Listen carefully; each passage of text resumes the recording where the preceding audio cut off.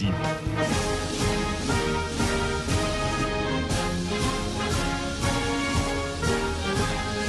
Et la polémique autour de Maître Gims se continue, mon cher Philippe. Marlène Schiappa monte au créneau. Et oui, petit rappel des faits.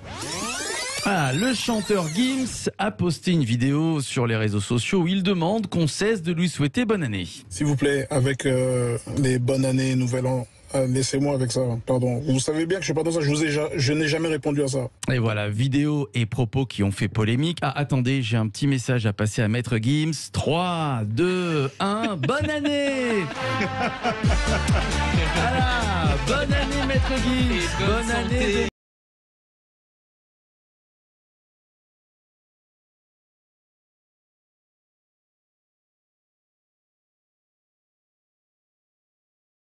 Marlène Schiappa a demandé à Valérie Pécresse, qui est soutenue par Gims, de s'expliquer sur les propos du rappeur. Oui, car Gims avait soutenu la candidature de Valérie Pécresse.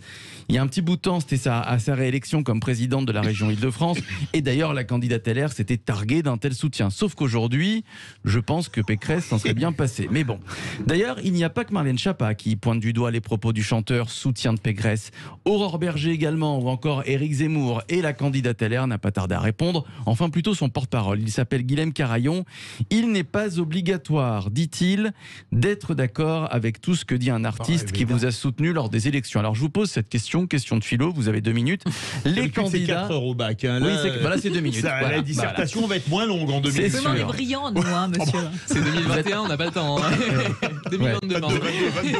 Vous êtes plus rapide. Il a déjà un an de retard. Les candidats, et je vais commencer avec Philippe Bilger, comme ça je vais voir quels sont les copieurs. Les candidats, mon cher Philippe, sont-ils responsables des propos tenus par leurs supporters ? Non, sinon... Mais est-ce qu'ils doivent s'expliquer ?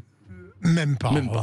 Moi, je dirais de la même manière qu'on n'est pas obligé d'aimer toute la vie des gens qu'on panthéonise.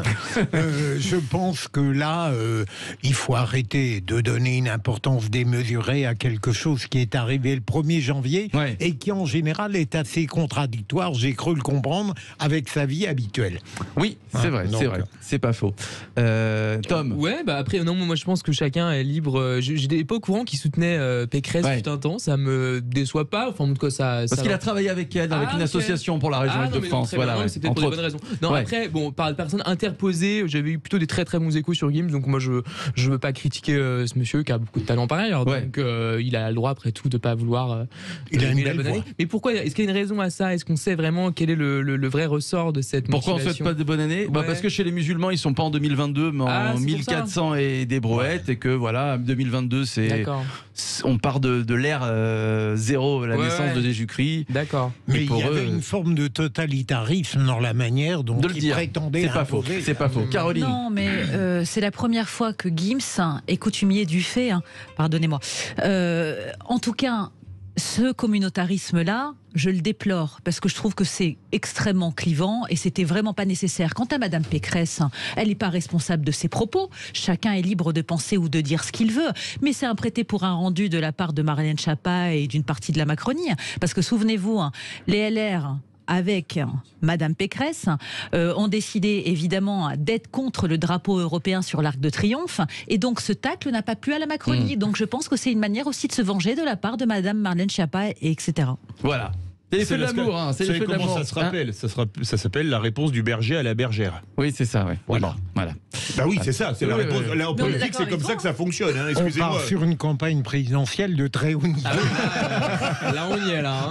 C'est passionnant, les amis. Par rapport De Gaulle-Mitterrand ou Giscard-Mitterrand, ça va passer pour la roupie de Sansonnet. Vous croyez pas, Philippe Rossi ? Ah bah oui. Mais on va voir. Il nous reste encore 3 mois. C'est court, mais long. C'est court ou c'est long? Oui, Vous avez 2 minutes. Ça dépend d'où on se place. On va faire le sujet de philo de demain. 3 mois, c'est court ou c'est long? Vous pouvez nous appeler au 0826 bravo pour la chronique, 300 ans. Merci et bravo pour cette excellente chronique, Philippe Rossi. À 18h30, notre grand débat. Passe vaccinal, report du vote. La majorité est-elle encore crédible? Là, c'est un score qui pourrait apparaître sur Radio Moscou version 1974, puisque vous êtes 97,8% à dire non.